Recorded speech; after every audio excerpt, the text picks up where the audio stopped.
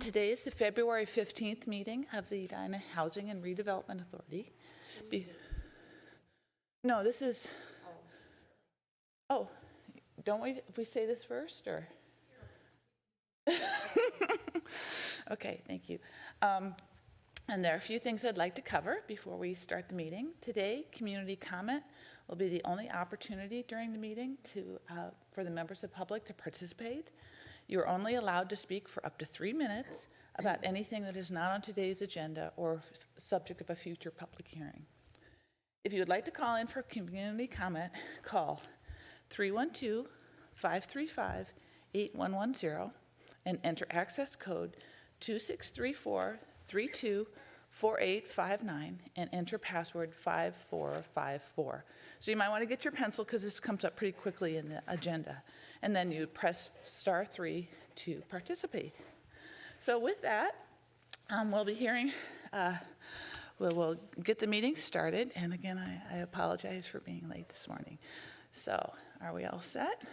Okay, I will call the meeting to order. And this is a February 15th meeting of the Edina HRA. And Ms. Olson, will you please call the roll? Commissioner Risser. Here. Commissioner Pierce. Here. Commissioner Agnew. Here. Vice Chair Jackson. Here. Okay, and with that, we'll rise for the Pledge of Allegiance. Pledge allegiance to the flag of the United States of America and to the republic for which it stands, one nation, under God, indivisible, with liberty and justice for all. Okay, so now we are on to approval of the meeting agenda. Does anybody have any changes from either the council or from the commission or the staff that wants to change the agenda? Okay, seeing none, do I have a motion to approve the agenda? So moved. A second. All right, with Commissioner Pierce moving and Commissioner Agnew seconding. Any discussion? All in favor signify by saying aye. Aye. Aye. Okay, and it passes. All right, now we're on to community comment.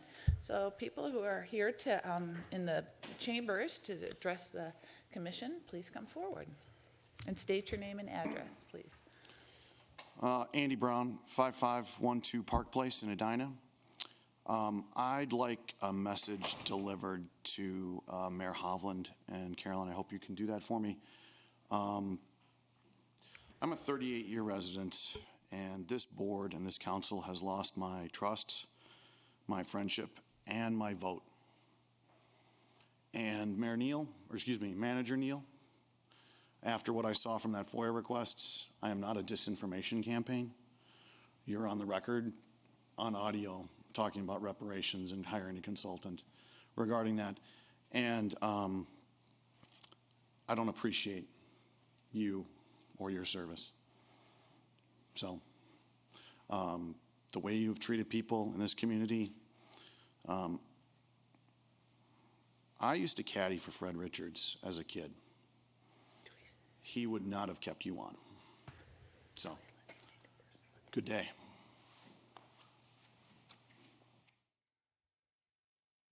Anybody else? Good morning. Good morning. My name is Maura Katyal. I live at 6421 Indian Hills Road in Edina. I am just coming last minute. I have nothing prepared. I just scribbled some notes real quick. But I did want to just mention my advocacy for the approval or discussion of letting people with disabilities in more of a percentage for the housing that's being discussed. To be frank, I'm not got my ear on the ground with all things. I have 3 children, one with special needs. I'm going to interrupt you for a minute. I think that's on the agenda today. So Okay. The rules are kind of that we don't allow community comment for things that are on today's agenda. Okay, So, I misunderstood. Yeah, so thank you Okay. for coming, and Yeah. you know, we certainly would love to hear from you from email, or if there's a public hearing at this at some point, Okay. to have you come forward. But Okay. yeah, thank you for Okay, participating. well, I just want to but acknowledge my support. Yeah. Okay, thank you. good luck with y'all.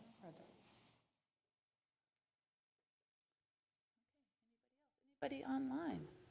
I do have some callers on the line. Callers, as a reminder, if you'd like to speak under community comment, please press the star and then 3 keys on your telephone keypad. That's the asterisk symbol, then the number 3. That will signal your desire to speak. I still don't see anyone signaling, so I'm assuming they're just here to listen. Okay, good. Thank you so much. So we'll move on. Next on our agenda is the consent agenda. Now, Member Risser, do I remember that you wanted to take an item off consent? Yes, I would like item C taken off of consent. Okay, so do I have a motion for the consent agenda without item C on it? So moved. Second. Okay, so Commissioner Agnew moves and Commissioner Pierce seconds. Any further discussion? Okay, all in favor, say aye. Aye. Okay, thank you. So to agenda item 6C, Member Risser, or Commissioner Risser. If we could call up diagram 1 from the information packet that went out that shows the outline for the France redevelopment, redesign, and the overall study area, I think that would be extremely helpful. I really feel that in many respects, this proposal reminds me of the Grandview Bridge across the railroad tracks.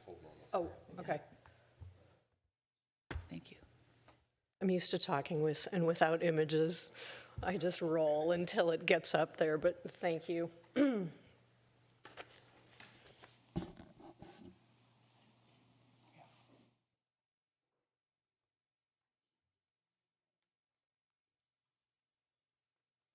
There we go. We just zipped past it. There we go. Okay. Yeah. All right. And I am never going to forget standing on the upper deck of the parking ramp next to Jerry's that the city owns and hearing that the scope of the project for that pedestrian bridge begins and ends with the upper deck of the parking ramp. And I think that was a real disservice to the community, and it does mean that there is no ADA access coming from the east. And as I look at this proposal, we do have pedestrian and bike infrastructure in place, and particularly we do have the 9 Mile Creek Trail. And when I asked about this at the last council meeting, you know, how somebody on a bike going from the trail was going to get to the underground passageway, I was told they were going to have to cut across Gallagher, which is a really questionable maneuver, and to recommend that for a kid on a bike, I think is really a safety concern. You've got France Avenue, you've got cars, and you've also got a bus route here. And I think we want to avoid what happened with the pedestrian bridge over the railroad tracks. We need to have a comprehensive kind of vision that includes existing bike and pedestrian infrastructure, that presents a narrative that is more than just, here we have 2 properties that are being developed, wouldn't it be neat to connect them? There needs to be more dedication to how ordinary people who might not necessarily be going to these private sites, how they could make use of a underground passageway, or maybe it's going to be a bridge. So that was a very, when I saw the red outline and the black outline and realized that the limit of the redesign, you know, there won't even be any discussion about that. I thought that was a problem. And I also want to underscore again, so much of what we do is driven by the Southdale Design Guidelines, which require a grid like approach to parcels of land, requiring new roads be put in. And those roads, if you look at what is recommended for the Macy's site, there's supposed to be a road added that runs perpendicular to France Avenue, placing, and I know if there is that passageway, it wouldn't be like a driveway off of France. But my point is, we have these design guidelines that are recommending that we pierce and add more conflict points in the middle of blocks. And I really think we need to take a look at that Southdale Design Guideline. They are not working in a way that reflects best practices for pedestrian and bike safety. But more immediately, I think this diagram puts in boundaries that will make it very difficult to create some kind of connection that would serve the broader public. And I would ask that maybe this goes back to the drawing board and we don't vote on it today. Thank you. Okay, so I think a little point of clarification. I think the item on the agenda is actually to go back to the drawing board, Julie, Member Risser. So what we're doing is we are approving consultants to study, given the feedback that we had at our city council meeting, or was it here? Was it city council? City Council and HRA, there's been updates. So yeah, this is a proposal to look a little deeper. Talked about some of the questions Member Risser has. It's investing $80,000 in a very limited scope study. And I have seen how, you do one study, it leads to another. And I think we're at the very beginning. This needs to be broader. It should not be this focused. And I'll just make one reference on the Better Together site where we've posted these ideas last fall. There is a 2007 study that identified this location as a crossing. It was a big Southdale area urban planning study that identified crossings.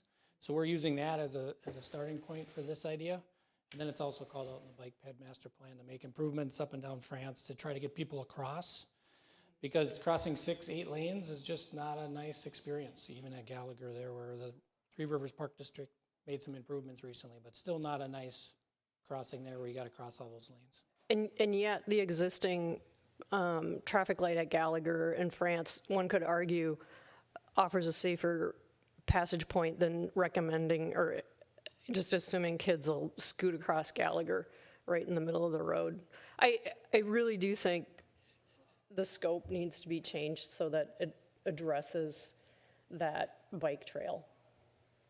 I think it needs to be, and if you think about what we're putting in, the Hennepin County Library, you've got Fred Richards, it would be wonderful if you could have kids be able to bike safely back and forth. And I feel like this just really is putting in place something that will not address those concerns.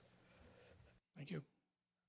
So the only question I have, Commissioner Risser, what would you be recommending we do? So my understanding of this was that this is recommending that we go back to the drawing board and we look deeper at options, and which makes sense to me. I would think we would all agree on that piece. And then your point about you think the scope is too narrow, what would you be recommending be different? At minimum, extend that red rectangle down so that it encompasses the bike trail in that intersection. Okay. Yeah, and we can include, we can include that into this review.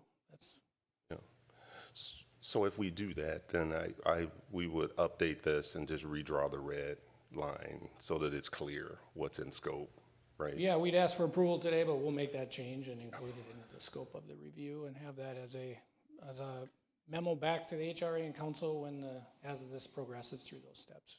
Perfect, thank you. And I do want some understanding that putting in and really encouraging additional roads that intersect into France right in the middle of blocks we need to take a look at that. We really do. We need to, and that happened with the US Bank building. We added another driveway off of France. And our whole design methodology will continue to add more and more conflict points along France, which ultimately does not help for pedestrian and bike safety. Well, I appreciate those comments. I guess the design guidelines, that's a whole different topic, and for Carrie probably to address through the planning department. Okay. So Member Risser or Commissioner Risser, would you like to move this? We can ask with that change. There was one email that we got from a resident regarding getting cost estimates for this that came in, and I don't know if that was ever addressed. Her concern was the procurement guidelines from the state of Minnesota, no documentation that multiple bids were solicited for this study. And that came in yesterday, so I don't know if staff would like to comment on that. And it looks like it just went to council. We're comfortable with this procurement method. This is what we do with our consultants. We have service contracts where we can direct select people that have the experience Maybe they've studied this area already in the past, and that's been our practice. Okay, and this resident's concern was that there was no documentation that multiple bids were solicited for the study. And I don't know about that aspect of Yep. her concern, and if somebody on staff could comment about that. If There multiple- wasn't, we don't do that with every service contract. So we have master service agreements in place where we can direct select consultants, and we try to spread it around like a consultant pool, and this is one of those opportunities where we've done that and selected somebody that has experience in the district and in this type of work. Okay, she does cite a Minnesota statute, contracts exceeding 25,000, but not 175,000. And again, I'm just reading this because it came in, and I am not informed about this at all, but I thought it was a concern that's worth addressing. Director Neal? Yeah, I think that this is a professional service, so that it's not subject to that same section of procurement law. And this is really a standard practice that we use with our consulting groups in various projects around the city. Okay, thank you. All right, we good? Okay, so who would like to make the motion to approve this?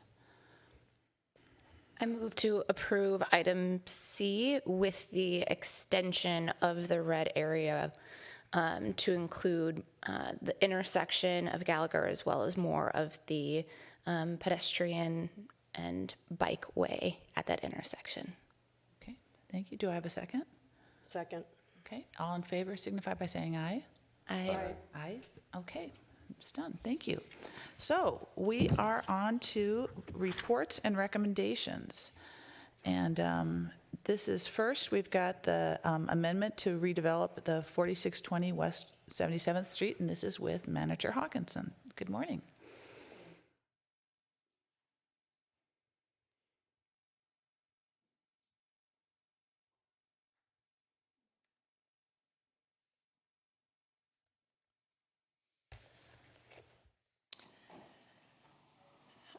So yes, this is to amend the redevelopment agreement with 4620 77th Street West that is now known as the Finch.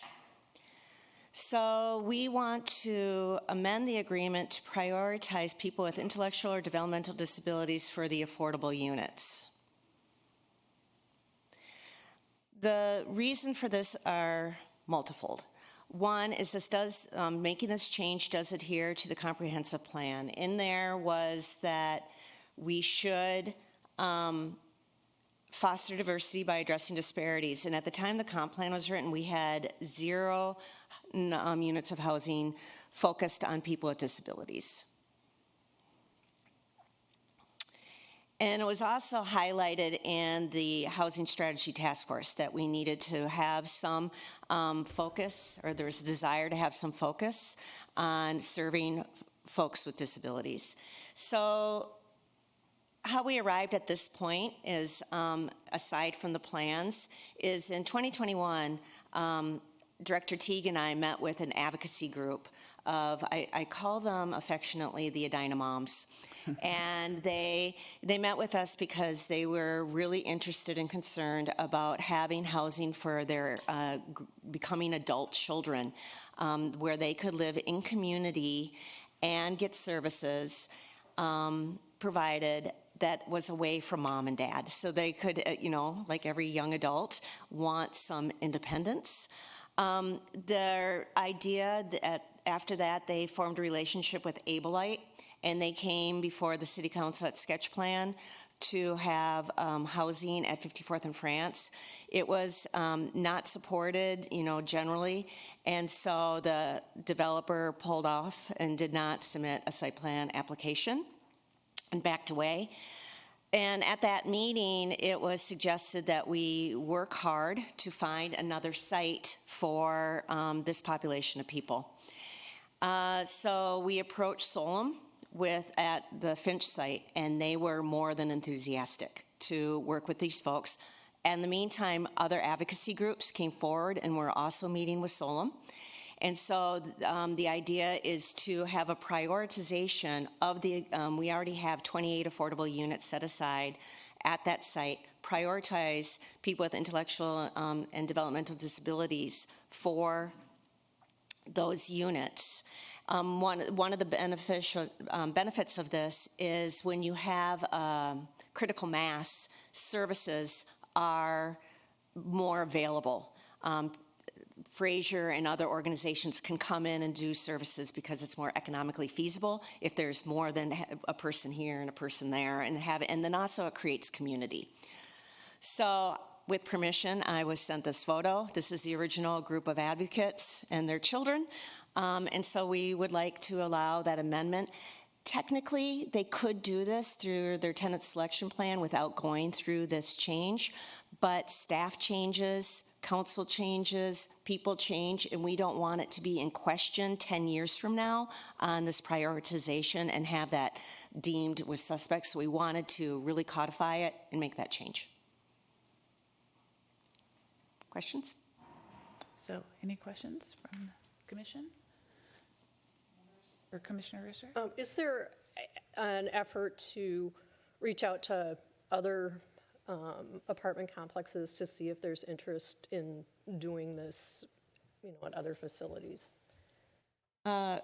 Commissioner Risser, yes, when new developers come online, we also mention this concept to them, and they are engaging in conversations as well. Okay, so good. All right, thank you. But this one is being constructed, it's being built, it does not have all their tenant selection practices in place, so the timing was perfect for this location, and the advocates really liked this location, and so it seemed like it was a good fit. Commissioner Pierce. Thank you, Madam Chair. So I think I'm missing something here. I'm not sure what we're really asking for. So of course I support what you're describing here, but I don't understand when you said, well, they could do this without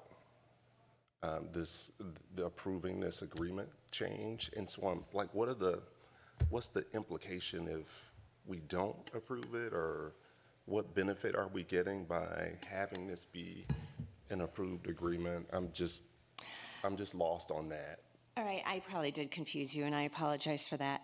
So the prioritization for when a unit becomes available, for the first 30 days, the prioritization is for a person with intellectual developmental disability. So if another person comes in that income qualifies for that unit, during that time period, the priority will be, you have two tenants, priority will be for the person with a disability. Oh, okay.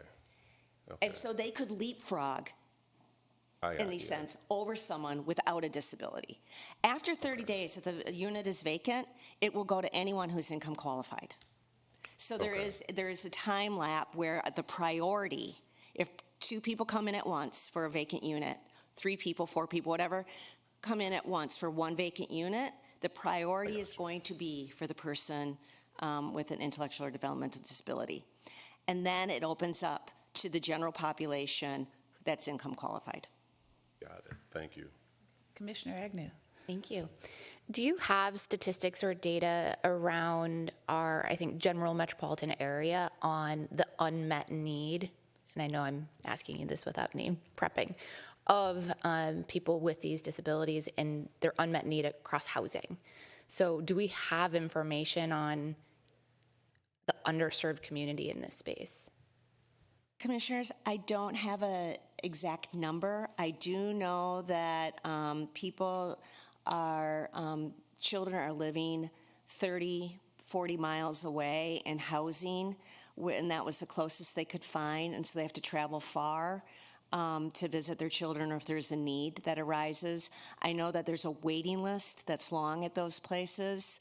I know that there's a strong feeling that these will fill up really quickly and not have a problem being full, but I can't give you an exact number.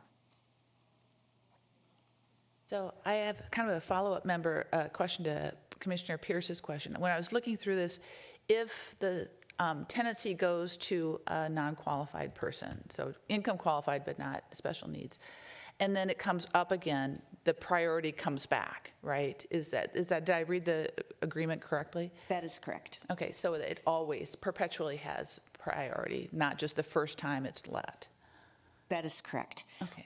And why we wanted to put this in paper and change it is if this came into question and there was a vacancy, and someone walked in, 5 minutes, 10 minutes, half an hour, day before someone else to apply for that unit, and the first person that walked in did not have was not special needs, and then following, before our lease was signed, someone walked in that did have a disability, and they leapfrog over the first person, that could raise, if you're not here, I'm not here, no, the current staffing is not here, that could cause questions, they could complain. It raises an issue and like, wait, how is this allowed?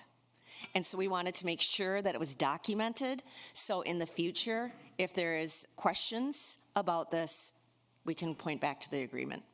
Good, thank you. And then just as you were talking, I was thinking, how many units were we talking about on 54th Street? Do you remember off the top of your head? Seems like this is bigger.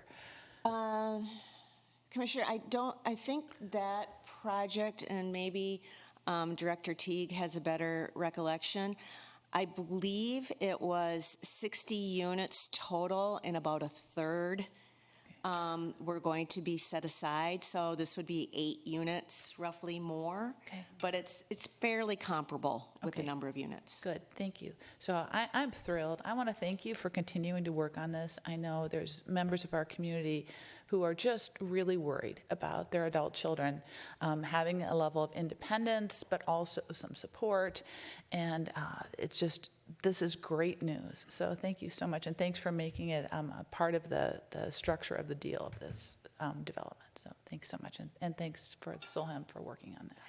Yeah, a lot of thanks does go to them, and I would like to, there's history with the organization of, with special ed education, so it really hit a soft spot for them and mission priority for them to want to work with it. So there was no arm twisting or wrangling. It was like, yeah, let's do this. So. Yeah, this is fantastic news. So with that, do I have a motion to approve the First Amendment to Redevelopment Agreement for 4620 West 77th Street and authorized execution thereof?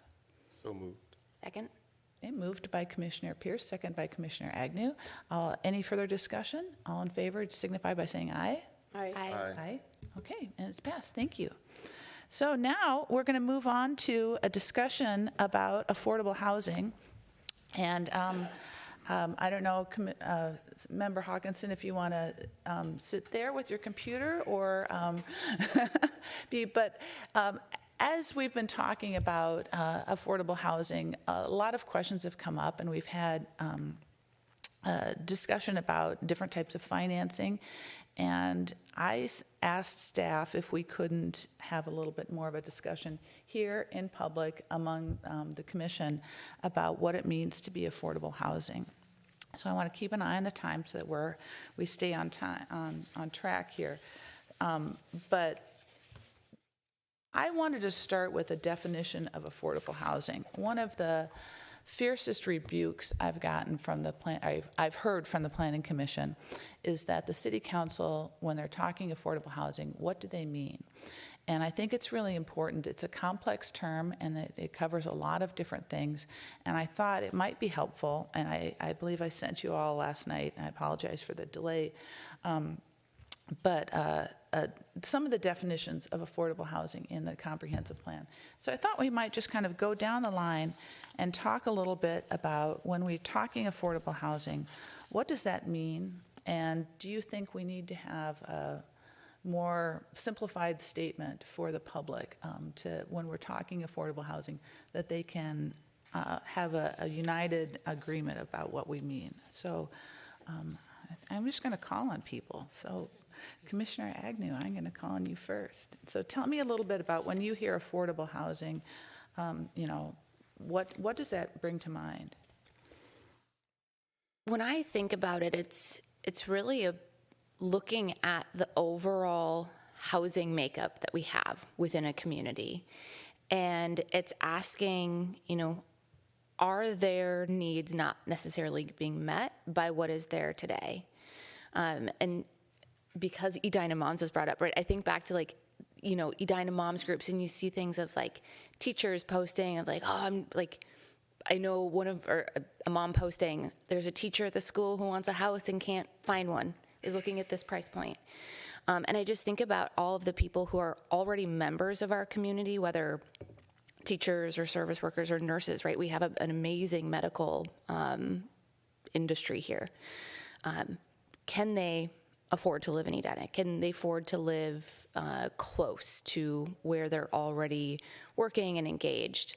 And as I was, you know, thinking about affordable housing as well, I also talked to a lot of people who are frustrated that their kids grew up in Edina and they can't afford to live in Edina now. They want to be close to their grandchildren. And so I think for me, it's really about understanding why is that? What can we do to not make it as exclusive for those people? Commissioner Pierce, I'm going to add on to your question because you're always so good about asking what's the messaging behind that. So I'd love to hear, so you might think about that and we can come back to the messaging part, but tell me when you hear affordable housing, what does that encompass and how do you think we need to be talking about that in the community? So I agree with everything that Commissioner Agnew said. I just have a simple tagline.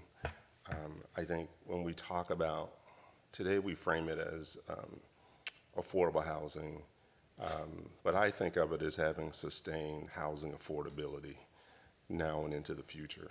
And so what that speaks to me is that it's more than just thinking about in today's market, ensuring that we meet income levels, but it also means we ensure that the marketplace for housing in Edina, we can sustain housing affordability, and that adds not just for particular AMIs, but in general.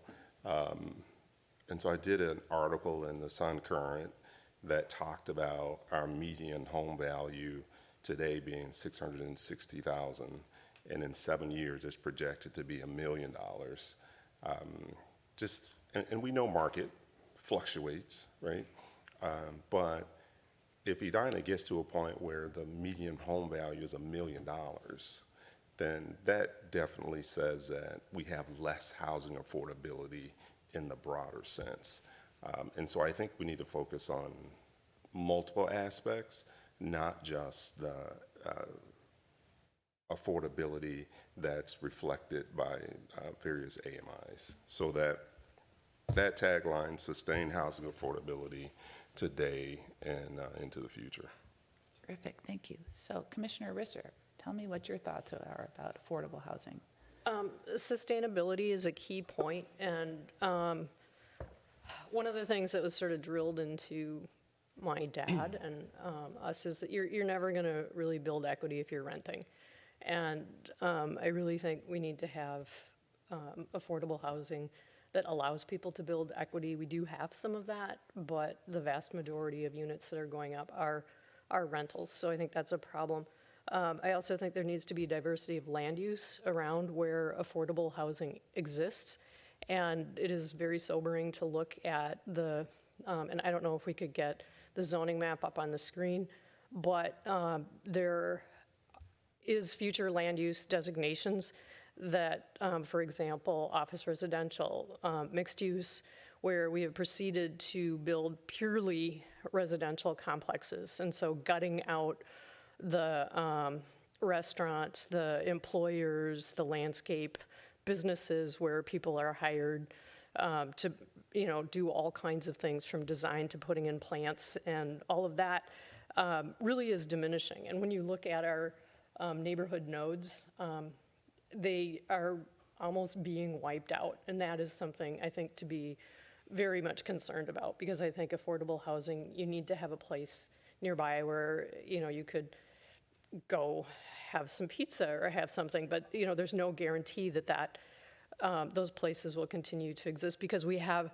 set the precedent for doing purely residential on sites that are larger than areas where we have planned commercial. And last year, we spent a huge amount of time looking at an ordinance that would have made it possible to completely put residential up in commercial areas. That did not pass, but that ordinance was never changed, so it has happened 3 times in the node near my house. So I think, when we talk about affordable housing, it can't just be looking at something in a vacuum. It needs to be bigger. There needs to be community. There needs to be alternatives to using a car. So it's a lot to look at. And I think what's really alarming is, you could go and you could look at the map of Edina, and if you, instead of keeping all the PUDs that are purely residential, or you went and you coded it so that it accurately reflected how it was being used, I think you'd really be shocked. But we really are not building a community that has a lot of sustainability baked into it. In fact, we're going in the opposite direction. So affordable housing to me means vibrant areas. It also means that you've got sidewalks, you've got a healthy tree canopy, you're not granting massive setback variances that make it really hard to plant oaks that will grow and offer shade and all of that. So it's a vision, and I think a lot of times we just look very detailed at a plan, but I think when we talk about affordable housing, we need to talk about purely residential construction that is going up and really eliminating diversity of land use. Thank you. So, wow, this is super helpful for me. What I'm hearing is we're in the middle of a housing crisis. We have a shortage of housing. The most efficient way to build housing is to build apartments in our commercial areas, but that's not meeting the overall picture of what is our community and what is the desire. And I love the idea of a comprehensive view at our housing stock in Edina and looking at affordability as a long-term issue of how do we continue to make this a community where people with different jobs, including a lot of people who live here, able to live here. And so I think this is a wonderful first start, and we're going to I think this is kind of a good way to stick to the time too, to just leave it at that our next conversation, maybe what we can talk about is, we did the Maxfield study about what is here, and if we want to add more housing in our community, which I think there's a desire to do that, can we look at the overall housing stock and placement of housing and have a conversation about how do we develop a variety of new housing given that we're fully developed? And I think it's a paradox, right? We need more housing, there's no more room. The most efficient thing is to build up in apartments, but that's not satisfying what the community expectations are or the overall life cycle housing and income variety and needs variety. So I don't know how we have that conversation, but with my fellow commissioners, is that something that you'd like to pursue further? Yes, Commissioner Pierce. Thanks, Madam Chair. So the only thing I would add, I think we certainly all have opinions of it, but I think what we are seeing in various conversations that we're having and in email correspondences that we do need to have a broader conversation to understand what the broader community wants to see in this space. And so I would definitely be a huge advocate for having some kind of whether it's a town hall or some broader conversation around it, because every city, it's probably not true, I don't believe in absolutes, but I would say almost every city in the nation is dealing with this. And I think in order for us to really make a dent in it, these are hard conversations, hard decisions to make. It has to be funded. I agree with Commissioner Rissler. it's going to impact zoning. There's going to be lots of challenges. And I just think if we're going to really make a dent in it, I think we have to have a broader conversation, and we need more direction from the community. So having that broader conversation, I would definitely support doing that. Terrific. I love that idea. Thank you for bringing that up. So I'm just going to throw this out to staff that maybe our next conversation, we talk about the overall housing stock, and we can use the Maxfield study. I think that's still current enough. And then what's a variety of ways in which we can address creating new housing in a fully built city and at all income levels, I think. So we've got high end and we've got apartments, a lot of which are actually very high end, but there's that whole middle in between. And so what are the tools that are available?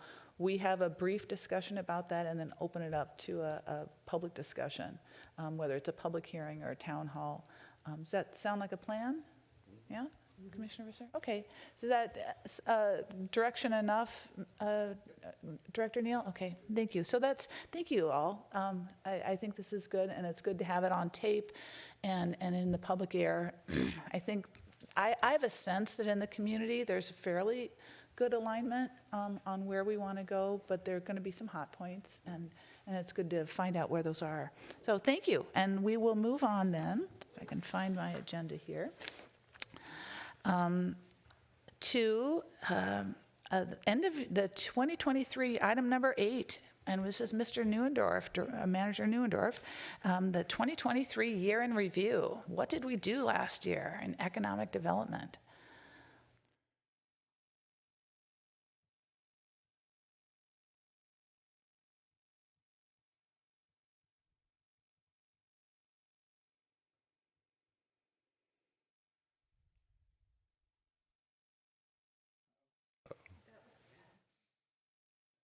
Here we go. Okay, great. Awesome. Yes, good morning. Bill Neuendorf, the city's Economic Development Manager. Well, as you know, each year at the beginning of the year, we do a recap of what we accomplished and worked on in the previous year. So this morning, I'd like to give a brief presentation to summarize some of those key activities that the HRA participated in. There is a full report that's in the packet. We'll have that posted online later today as well, like we always do. It's full of facts and data and tables, and it's not the most exciting read, but we wanted to get the information out there. What I have for you this morning is not a page-by-page turn of that document, but more of a higher-level summary. So overall, the pace of construction and the volume of construction in Edina slowed last year. That was not unique to the city, but obviously throughout the metro, the state, and the nation. And my focus there is, or actually my focus in this report, is those larger projects, right? We're not really looking at house additions or single-family new construction, nor are we looking at tenant remodels or a business turning over from one operator to the next operator, but it's those big projects that really make an impact to our local economy. This map shows the approximate location of a number of the larger projects that were under construction last year.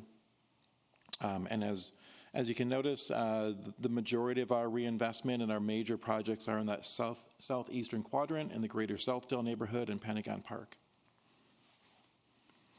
So the HRA does not get involved in every project. Most projects historically in Edina are privately financed, but there are some where there's unique needs and unique challenges, and the developers are willing to work with the city to accomplish our goals. So some of the projects that we finished this past year are the 4040 senior apartments and then the Sound apartments on 76th. Now, when I say finished, there's different ways to measure them, but from the HRA perspective, it's when the final paperwork gets in place. And then, of course, we're still, a few years ago, we finished the Lorient, the Nolan Mains, the 66 West. All those are finished, but yet they still, since the HRA was involved, they're still on our books for several years. In addition to projects that are finished, there's still a lot of projects that are midstream. There's visible progress, but they're not done yet. In the Grandview District, we have that the public infrastructure is mostly complete. I think we're still waiting on handrails that are going to be here this spring is what they're telling us. That industry is still seeing delays. The Maison Green, just across the street from City Hall, is substantially finished. People started moving in on February 1st. The building looks great, and a lot of the public infrastructure, the roads, the sidewalks, bike routes in this area are also going in. Down on France Avenue at 70th in France and 72nd in France, we're seeing the first steps of redevelopment with the buildings being cleared and some of the site work happening. We still have a ways to go to actually get the new projects up as the capital markets are really delayed. And then we're still seeing a lot of progress at Pentagon Village, that Pentagon Park area. Not complete. We're seeing some projects complete. There's still a ways to go on that whole area, but those are some of those highlighted areas. And then a quick summary of our Spark program. This is funding for job creation and small businesses. We've used this 3 times so far. 2 projects are finished and 1 is still pending. The theater was finished 2 years ago. The Edina Innovation Lab was just opened up this last November. And then we're still working with the developer on a restaurant music venue that's still pending, and that one's in progress. So some of the highlights, just want to talk about 4 or 5 projects here. This is an image, the rendering of the 4040 flats. The HRA was heavily involved in this one to deliver new, affordably priced senior housing in the community. So in the last several months, that's transitioned from a pretty rendering to a real building where people live in. On France Avenue, the U.S. Bank site, a large 6-acre site, we saw the first step in that project, and that was the construction of the new bank. And these are like puzzle pieces. You can't do anything until you move that bank and then allow the rest of the site to develop. So this is an interesting one. At least the first step is underway. The other steps are following, but as we discussed at a previous meeting, the capital markets are slow. So we did issue an extension to give the developer a little bit more time to get his financing for the rest of it. But when you look at the tax impact of even a simple project like this, it's pretty interesting.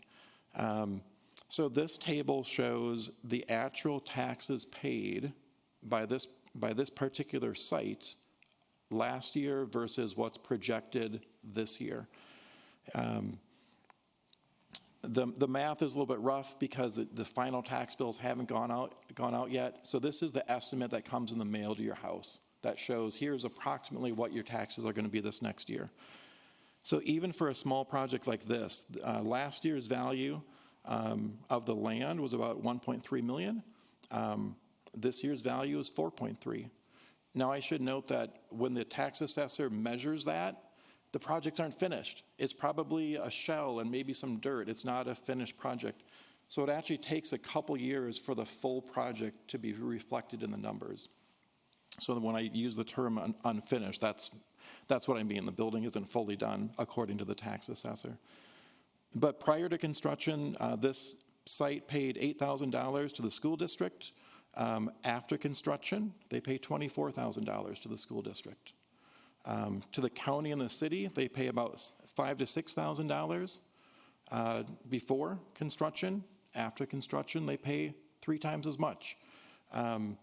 This project is a commercial project, not residential, so they still pay a lot of taxes to the state and to the fiscal disparities pool. So that tripled from $21,000 to $60,000. And at this point, we still haven't started collecting any TIF. While we've created a TIF district and the clock is running for the developer to start doing something, we haven't started collecting anything yet. So until the developer actually starts that project, the taxes continue to flow. So I wanted to walk through this because even a fairly simple project, taking an old building that's pretty much off the tax rolls, except for the land, and replacing it with a new building, we're seeing values to the school and the city and the county and the state triple. And now that first bank piece is moved, and it's a beautiful facility if you haven't been there, now we can free up the site for the rest of it. So that we still have sites A, B, and C on the site, and those will be coming in future years. I also wanted to highlight some progress at Pentagon Village. And this has been a slow one, right? We've been talking about Pentagon Village for 10 years. But during the pandemic, this is the site that got hit the hardest. This is the site where there were projects queued up, ready to go, and then the world stopped. So the developer has been continuing to push on this one. Of course, the site work, the roads, the pipes, the utilities, the parking, that was all finished years ago. Lot 1, the retail buildings, are finally fully leased. They were under contract to be leased before the pandemic, and those all walked away. But now they're fully leased and occupied. So there's 3 restaurants, a co-working space. Those are looking great. Lot 3, the Eddy Apartments, is finished, occupied. People started moving in last fall. And then Lot 4 is the new bank. They'll be open up in March or April of this year. That's looking really nice. Another example of this is the Eddy Apartments on Lot 3. This is the pretty rendering. And then this is what it looks like. And I should note that while this is located in a TIF district, this project and each of these private projects are privately financed without TIF. So the tax increment goes to paying for the roads, the park, the parking, all those types of things, all that infrastructure. And if you look at the tax measurement, again, this is the tax bill that comes into your mailbox. In the unfinished state, so from raw land to a half-finished building, in the last year, the valuation tripled from about $6 million to about $15 million. We're expecting that to go up quite a bit next year, because next year when the assessor walks out there, it will be 100% finished. So that number will go up. But the taxes paid to the school district more than doubled from $27,000 to $58,000. The taxes to the city and the county more than doubled. And this one, since it's a residential building, the way tax laws are working in Minnesota, there's no monies paid to the state, and there's no money taken away from Edina to put into the fiscal disparities pool. So there's an immediate bump to all of the taxing districts. And since this one isn't a TIF district, there is tax increment that's collected. I want to be clear about that. So now they're starting to pay that increment, and that's where the funding is coming from to pay for the roads, the sewers, all the things that make this project possible. Across the street, we've also seen progress on the Fred. This one is also in a TIF district, but no TIF was awarded. This was all private by the developer. But yet, this came after the Pentagon Village, so they have to go in pieces. So if you don't get the first piece, you don't get the second, third, fourth, or fifth. So this is the pretty rendering from a few years ago. This is today's image on a very cloudy, wintry day in Minnesota. But the project started moving people in last June. I met with their manager recently, and their leasing is off the rails. It's they told me this is the fastest lease up their company has experienced. So that's great to hear. And from a taxes perspective, again, when the tax assessor walks out there on the first of every year, in 2023 it was basically dirt. In at least 2023 taxes. For 2024 taxes, it was mostly finished, but not finished. So again, these numbers will go up next year. But the basic value from 2023 was pegged at $4 million. That increased by a factor of 10 to $38 million. The direct taxes paid to the schools increased from $21,000 to $143,000. Those are direct taxes to the Edina School District. Of course, the city, county, and other agencies get a piece as well. And this one is collecting tax increment. So there actually is increment being generated from the site. In 2024, that's projected to be about $250,000. That goes to help pay for all the infrastructure that helped the first project get built, which then allow the second and third and subsequent projects. So I just wanted to provide this summary of the current taxation that these properties are paying. And then one of the last projects I have, another success story, the Edina Innovation Lab. This was a long time coming. Lori Severson and I and the Chamber of Commerce crew have been talking about something like this for years. And in the last economic climate, it became apparent that this was the right time. The Chamber of Commerce found the right place. We helped them with a construction loan to build that new center. It's essentially a small business development center where they can help entrepreneurs and businesses that are seeking to grow learn to improve their trade. We issued a loan of about $610,000 last year, and they are under contract to repay that, I believe, over 7 years. Their first repayment check was received in January, so we're right on pace with that, and they're continuing with their programming just like we intended. So it's nice to see that one done. And then one final example of a finished project.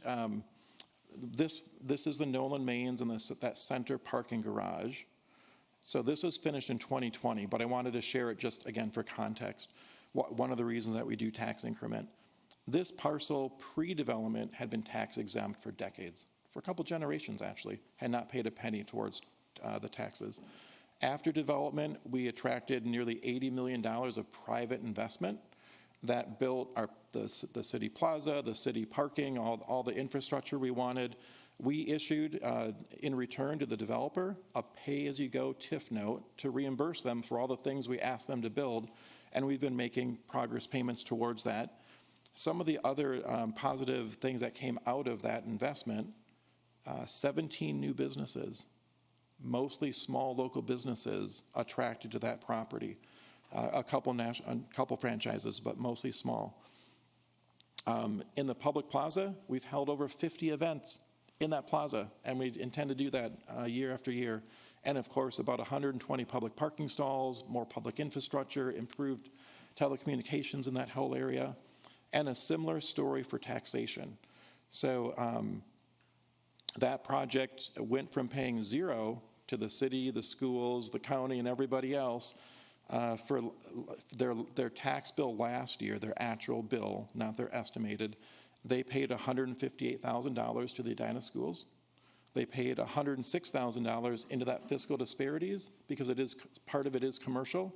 So Edina doesn't see that, but that's just how Minnesota state law works. They paid $39,000 towards local maintenance, sidewalk shoveling, repairs, the parking garages, all those types of things. And then to the county and the city, we each received about $20,000. But in the way our taxation system is set up, the schools typically have the largest tax bill. And with this project, they again are the biggest beneficiary. When the $10 million note is finished being paid off, all their taxes will then go back to stop. They'll all go back to the city, school, state, et cetera. So we still have 15 years or so to finish that one. But I just wanted to provide a quick snapshot and a check-in of what these actual tax bills look like.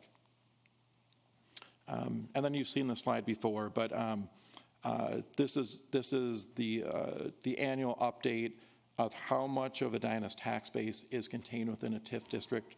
Right now, we're the green bar on the bottom. About 1% of our tax base is in a TIF district. By comparison, we looked at our peer communities in Hennepin County. There's no right or wrong in this. There's no ceiling and there's no floor. But whenever Edina does use TIF, we try to be very, very limited in how we use it to make sure we use it for good things. And then looking ahead to 2024, there's still more to do. Stephanie and I will continue to be working on projects to pursue the goals of the HRA. There's a myriad of the affordable housing programs that will be in operation. We continue to provide support for small businesses. There's a lot of existing initiatives and paperwork that's part of the process that's still out there.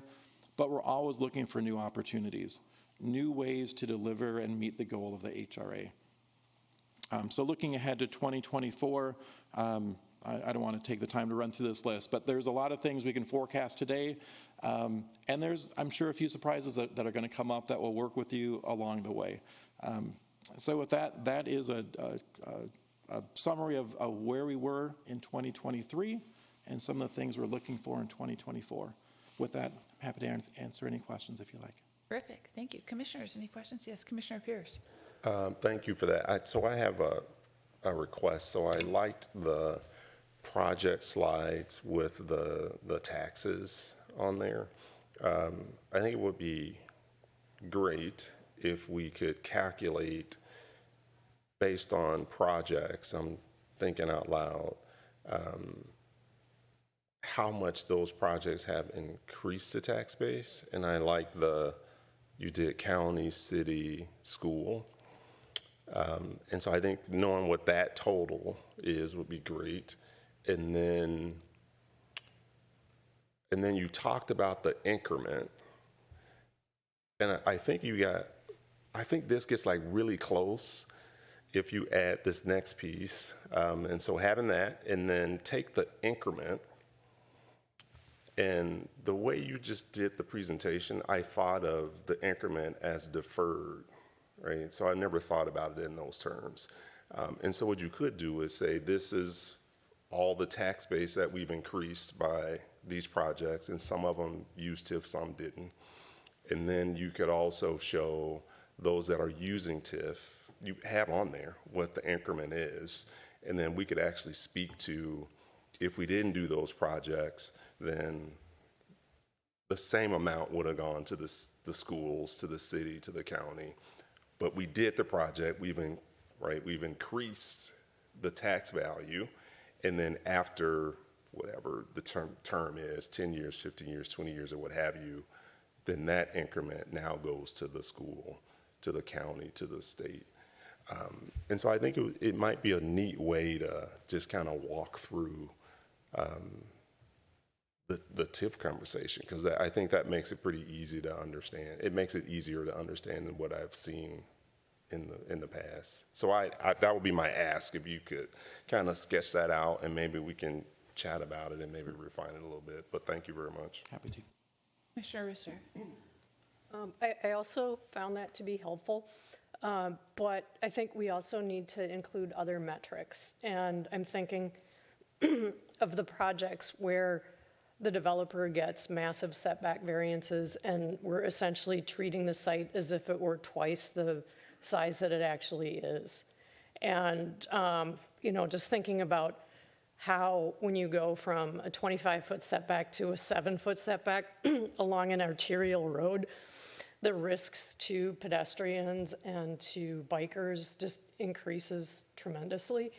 And then also just thinking about, we've had a lot of dialogue about tree canopy for residential projects, but when we look at other projects, and again, with those, let's just pretend it's twice the size it actually is, it makes it really hard to put in, an oak tree or, what you need. And so we are, in a lot of the areas that we're developing, really diminishing what is already a meager tree canopy. And I think there needs to be, excuse me, a value that is attached to that as well. So I want to, and trees, especially, near freeways, they offer, they can filter the air. They are there, helping to absorb the water. There's this health component that is just so critical and important. So thank you. Thank you, Commissioner Risser. So I have a couple of questions for you. What is the balance in the Spark Fund? And is it 2024 that we have to spend them by, or 2025? That's a great question. I don't know the precise amount off the top of my head, but we're obligated to commit the funds by 2025. By the end of 2025, we have to commit the funds. To make it super clean, it'd be great to spend the funds by that date, but we have to obligate them. I'm aiming at spending them just to give us some wiggle room at the end. And the balance available is about $4 million, give or take. Okay, terrific, thank you. And then my second question is, when we build these mixed-use developments, so Maison Green, for example, is there a percentage of commercial that then tips it into that state property tax and fiscal disparities payment, or is it any amount of commercial tips it into that? How does that work? Yeah, good question. So the fiscal disparities and the state taxation rate applies to any commercial. 1 square foot, 100 square foot, or 1,000 square feet. Anytime you've got commercial, that automatically is taxed by the state and the fiscal disparities.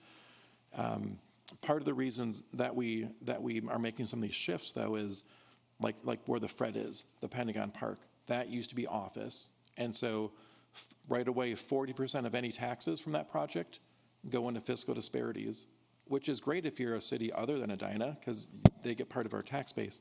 But when you convert it to multifamily, the fiscal disparities goes away. So the 100% of the taxes generated and paid by that property stay local.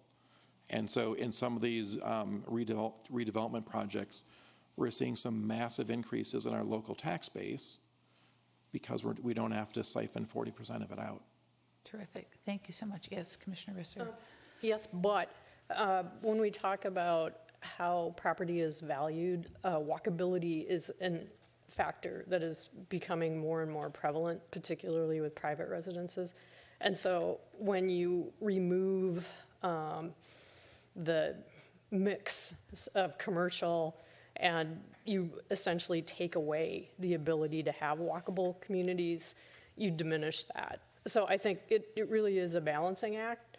And I think we are incentivizing purely residential projects to a huge degree at the expense of our nodes. And we really need to think about what the long-term implication of that is.